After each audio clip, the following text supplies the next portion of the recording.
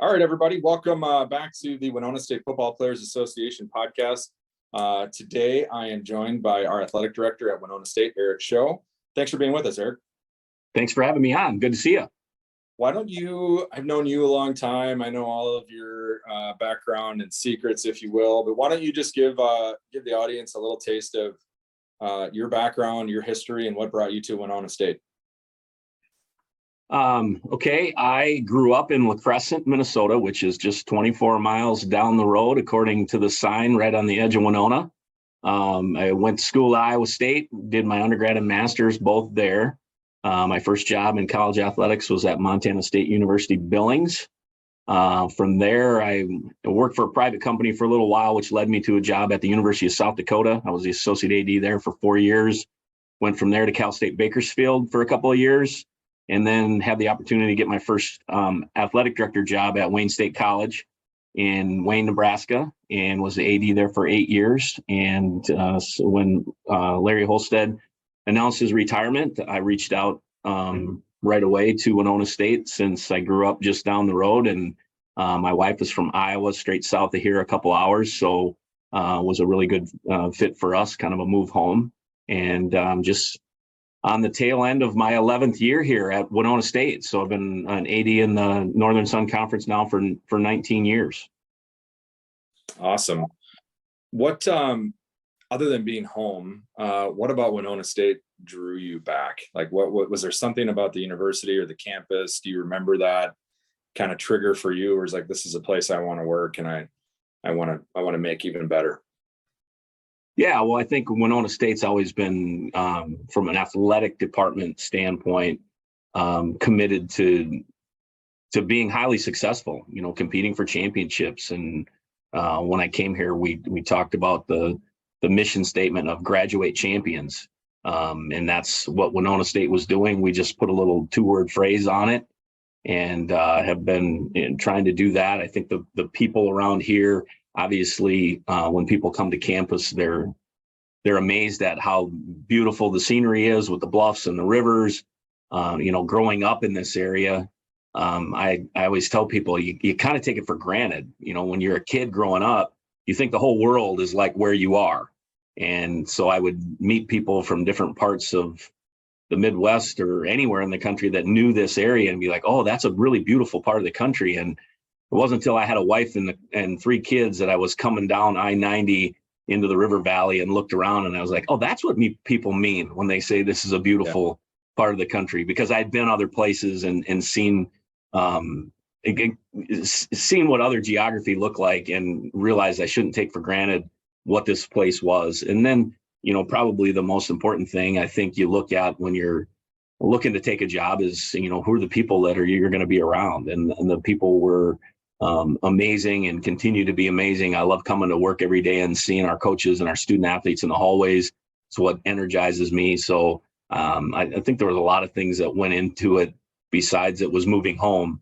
It just also felt like a great place, and it's never easy recruiting. I think if you talk to any coach in any sport at any level, recruiting is very difficult, but it's easier some places than others. And I think Winona and its community and surroundings makes it a little bit easier for us than maybe some others. Is your tenure in the league one of the oldest as athletic directors on the NSIC? I mean, yeah, it is. It's in the tooth in your chair.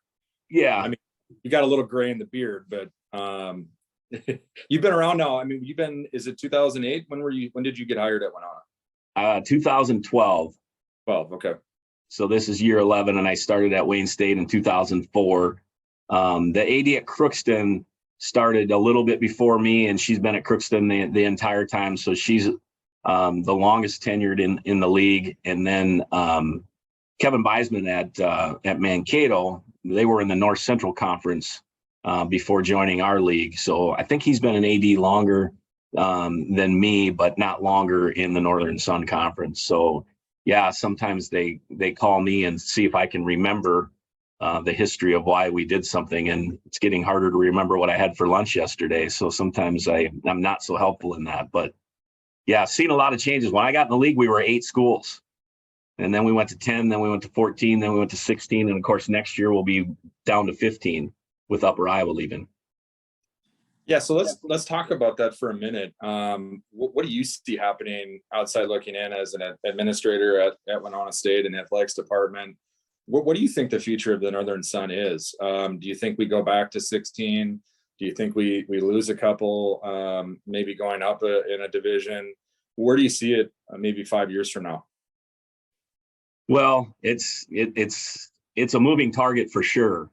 Right now with Upper Iowa leaving, we have formed a group, membership advisory group of administrators within the Northern Sun, and we're currently working with a outside consulting group to just kind of analyze who we are as a league and what we would be looking for, what would be a good match, and kind of developing a rubric, if you will, so that we can give a scorecard if XYZ University says, hey, we want to apply, or maybe we say, hey, XYZ University, you're a perfect fit for us. Will you consider joining? So I think there's going to be an effort to get back to 16 schools here in the immediate future.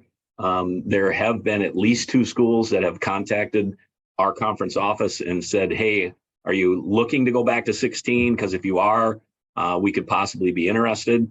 That it's been shared that at least 2 have contacted the conference office. It's not been shared who they are because they're not ready to tell their league and their constituents that they might be a possibility. But 5 years from now, I don't know. Augustana's got it part of their master plan for their university, along with building buildings and adding academic programs and things like that they want to go Division I. So that's a possibility that they could leave. The MIAA has announced that they're trying to expand to 16 or 18 schools. So they're actively recruiting schools to join their league. And Wayne State College, having been there for 8 years, they reached out to me when I was the AD there to take a look at it. So I would assume that they're talking to them now again. And we owed it to ourselves to take a look at it when I was there. So I would assume they're doing the same thing there. So you might have schools that take a look at other leagues as well. But the key to it is if you've got an even number, it makes scheduling a little bit easier. Now, say that, and we've been at 16 schools for however many years, and Moorhead doesn't have baseball, so baseball is able to figure out an odd number in scheduling. But for sports where you have travel partners, it becomes a little bit more difficult in putting that schedule together, so that you don't have one school that's the lone wolf, where they're preparing for 2 opponents every weekend, where everybody else is just preparing to play you. So I think we'll end up back to 16 unless we have a couple of schools that would go up, and if Augie would leave and Wayne would leave, things like that, then we might settle in on 14 or but some sort of even number seems to make the most sense for us. Well, in our conference, the Northern Sun has been one of the most competitive football conferences year in, year out, for as long as I can remember, probably since my time on campus in the 2000s. And so it's just interesting to think about, the direction of that in the future and the challenges and the opportunities that it might present. Let's talk about a little football. So Brian Bergstrom's been on campus for about a year. Obviously you were part of that process and bringing him in. And I guess I've never really asked you, but what is the one thing about Brian that you went, that's my guy, I want to make sure he's here, and I want to make sure he's here for a long time? Yeah, that's an interesting question. And some people may not like my answer to this, but I can't tell you what it is, but I can tell you when I see it. If that can make some sense. I don't know if it's your gut. Some people, when they walk in the room, you can tell they're a head coach. That they have that aura about them, or however you want to put it. And you can just tell that they're built to lead.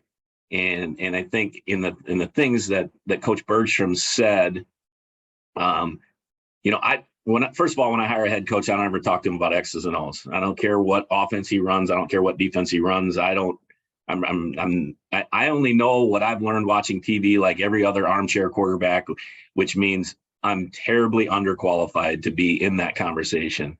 Yep. So the questions are more behavioral, situational, those types of things. And in all of his answers, it was people first. And it was about building a positive culture. It was about developing young men into being good citizens in the community they choose to live in when they leave here. And if you're doing those things, then the wins and losses take care of themselves, kind of as a side factor. So I think it was the it factor, for lack of a better term, and then the fact that he's about building a culture of people first, and really taking care of, if you're going to be a part of the program, you're going to be treated well and treated the same, regardless if you're the superstar All-American or if you're one of the student athletic trainers that's doing all the dirty work behind the scenes. He's really about people and making people feel good about what they're doing and being a part of the program. Yeah, and I mean, there was such a great foundation there, obviously, with the legacy that Coach Sawyer left. I think a lot of people were surprised to see our football team at Winona State compete on a national level in Coach Bergstrom's first year in his era. I wasn't, because I knew that same guy you're talking about, and I knew that the foundation was there with Coach Sawyer, and so I'm excited to see what happens, moving forward. What's your perception? Spring ball, how's the energy on campus? What are you hearing from the football side of things with what's happening in their spring season here? Well, everything's been positive for the spring, and everything was positive last spring and in the fall. And, to touch a little bit on the success that we had last fall, there was a good foundation there. But after 19 years of doing this, when a head coach leaves, whether they are fired, take another job, retire, doesn't matter. Not everybody stays on the team. It just, some people don't work well together, and with change comes other changes that you weren't anticipating. And so I don't ever expect all of the student athletes to stick around when we have a coaching change, even when it's in a positive situation like we had with Coach Sawyer retiring after a very successful career. But with Coach Bergstrom and the guys that he brought in, it did. They all stuck around. They all stayed. They all wanted to be a part of it. There was just this energy that he brings, and it's different. I'm more like Coach Sawyer in how I think practice should go. We come out, we grind it out, we yell at them when they do things wrong, we try and fix it. And with Coach Bergstrom, the today's student athlete, it's different, and he recognizes that, and he has a culture and an energy and an atmosphere at practice where people can't wait to get to practice every day. I think when you and I were student athletes, you didn't want to go to practice because practice was hard. Our student athletes on our football team, I think if you ask them, they would say they love going to practice because it's fun. But while they're having fun, they're learning stuff, and which led to that 8-4 season last year, led to that co-championship in the regular season, led to going to the playoffs. And I think this spring, that momentum has continued. A few transfers in that I think might make a difference for us next year. The development of that first recruiting class that they had, and remember, they had a shortened recruiting year, so it was hard to get those guys in. And then this year, for a full recruiting cycle, where they were bringing guys in the fall and then having official visits in the winter and all that stuff, they canceled their last weekend. I don't know if Coach Bergstrom has shared that with people. Maybe he doesn't want me sharing it, but they had all the guys locked in that they needed. So they didn't need to bring that last weekend in. I've never seen that. I've never seen that in any sport, let alone football.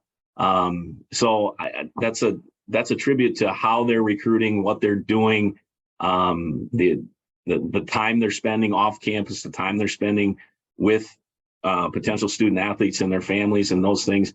So, and that's, again, like I mentioned, not everybody sticks around, and they all did. Doesn't matter who you hire in what sport. Not every person you run into is going to be positive about that person. because we've all had to make decisions and things like that.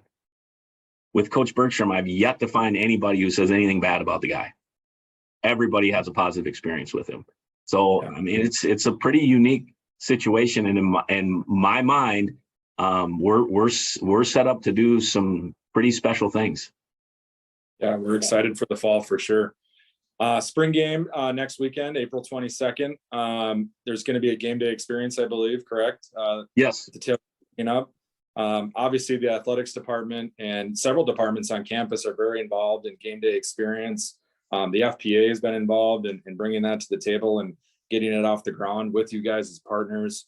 Talk about game day experience and what you think it's done, not only for Winona State, but the community of southeastern Minnesota on a Saturday.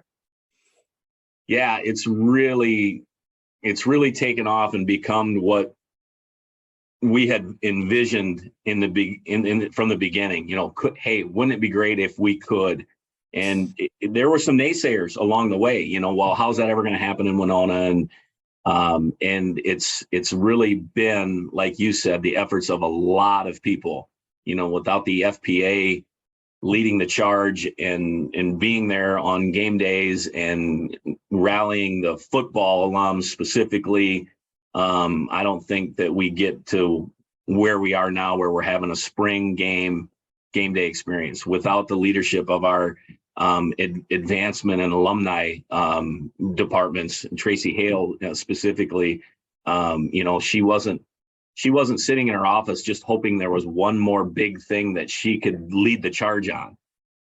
But she's embraced it, and she's coordinated everybody from facilities to security to residence life to athletics to marketing and communications to her staff. And it's been amazing to watch it all come together. And we're an example for other Division II schools. I have ADs that are asking me all the time, how did you ever get that started?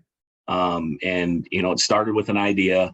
It started with a few people that were fully committed to getting everybody to buy in, and with a lot of hard work and effort, it's turned into something really special. And it means a lot to our guys. You know, you wouldn't think just that. What does it take them 90 seconds to walk through there to get to the field? But it's impactful, and it's impactful on recruits when they come. You know, it's helped the community. We've got vendors that are there that are getting involved and exposed to things that we're doing. We're able to help out, you know, some of the nonprofits because they come and can share their story with the people that are at game day experience. It's a really a fun family event where there's kids games and bounce houses and things like that. Lots of stuff for people to do. So it's really turned into something special. And I'm excited that we're going to continue doing that.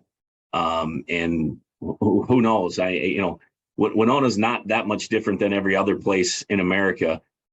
If you're winning at a high level, we'll all be there. And so when we start having home games in the cold in November, I'm not worried about game day experience dwindling, because I think people will still come out because it's such a fun event, and they'll want to see the Warriors playing to survive and advance to next week. So that's the goal. Yeah, I mean, Maxwell Field, Winona State is a very unique place to play a football game. And I think it's good in a good way. Very intimate setting, very close, beautiful, perhaps challenging for a home team to play in, which is what we want in some ways, right? And I think the game day experience has really, truly enhanced that. I remember being on campus just last fall at homecoming, and one of the recruits' parents came past the FPA tent, and he said, "Is it like this every week here?" And I was like, I don't know. What are you asking? Is that a good or a bad thing? And I'm like, yeah, no, we do this every week. And they told me, we have been on 3 visits the last 3 weeks. I want my kid to come here because this is cool. There's energy here. This is excitement. This is fun. And I mean, there was a ton of people at homecoming, of course, too, but it is a very interesting, unique thing to be a part of that Warrior Walk and game day experience leading up to the actual kickoff of the game. Eric, to close, I guess, tell me your perception. We work really closely with you as we started the FPA now a number of years ago. How important are we to the FPA? Tell our viewers, our members, how important we are and what we do and why we're needed, maybe now more than ever.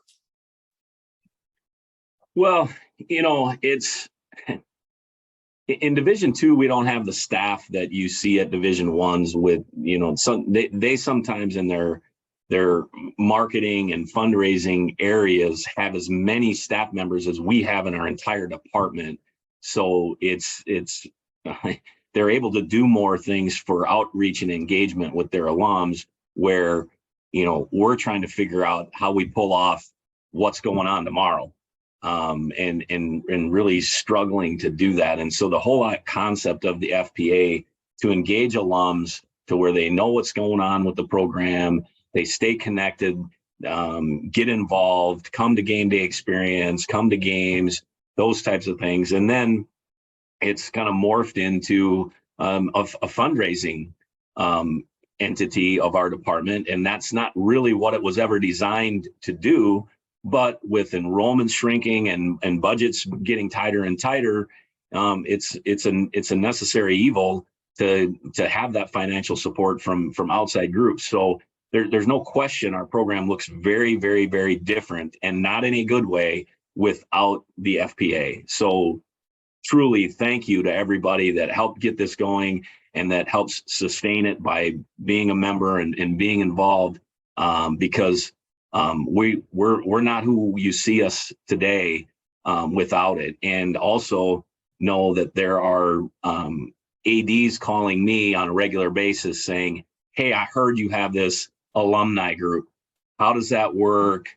As an administrator, it can be a scary deal, because the FPA gets the big machine rolling and decides we want to make the decisions. We want to spend our money the way we want to spend it. And sometimes it can be spent with good intentions, but not within the NCAA rules. We've not experienced any of that. And a classic example is the hiring process for Coach Bergstrom. I wanted a couple people from the FPA to be on the search committee to be involved in it, but at no point did I ever feel like the FPA said, "This is our hire and we're going to decide this." It was hey, how do we help get good candidates? How do we help spread the word about Winona State football? And you were one of those that was on the search committee. And I think I don't know if you've shared with others in the FPA how eye-opening it is to do a search at a state school compared to what you do in the business world. But it's a unique animal. But I really feel like the FPA being involved in that search process, it helped us get great candidates, helped us get the right guy in Coach Bergstrom. And I think I'm pretty sure I've mentioned this to you, but I want to mention to all of the viewers, when people came in or came on the Zoom and did the interviews, or came to campus and did the interviews, to hear about the FPA and to have you guys talking about how engaged the alums are and supportive and things like that, that set us apart from other jobs that they were interviewing for. Now, we don't have the salaries that some of them are able to make when they took a Division I job, but for Division II, it was huge. So the financial support, the engagement, the reputation of our program, the ability to recruit coaches. Hopefully we don't have to do that for head coach in a while, but for assistant coaches, they're looking for those things too. And so it's, you all are invaluable to what we're doing. And I couldn't be more appreciative. And I just think that we now owe it to all of you to reward you and something that you can be proud of. And that, I think, comes in the forms of some championships and some things that you all can be really proud of. And so that's what we're working hard to try and do. Yeah, and I just would echo, you're truly a partner, and we appreciate all your department does and all the university does to help us try and advance the football program as well. So thank you for that. Folks, thanks for joining us. Eric, thank you so much for being with us. A couple of quick reminders. One, if you're not an FPA member, join WinonaStateFootball.org. You'll see a link below. Please like, and share and subscribe to our YouTube channel. We'd really appreciate it. I appreciate it for joining us. We'll see you guys all next weekend, April 22nd for the spring game. Take care.